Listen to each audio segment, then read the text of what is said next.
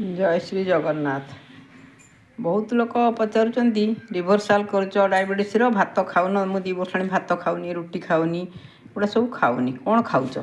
आज मुझे देखिए कौन कौन खाऊच। आज भी शाग ना रुटी गोटे लेंबू काकुड़ी आउ ये पानी कखर तरकारी आउ ये नड़िया पुदीना धनिया चटनी आउ ये अंडा भजा ये शिंब भजा आती जब जड़े खाइब तो कौट भोक कर भात रुटी अधिका खायापी भात आ रुटी कम खाइले सुगार टे कंट्रोल निज डाएट निज उपर निर्भर करे जमती बॉडी की कर सेमती डायबिटीज तुम नॉर्मल रुगार तो खाइबार होची ना न खाइले केमती हम सुगार तेणु 2 वर्ष है मोर सुगार नॉर्मल अच्छी आउ ठीक ठाक अच्छी आउ एमती समस्ते देह प्रति जत्न नियंतु सुस्थ रुहंतु आउ।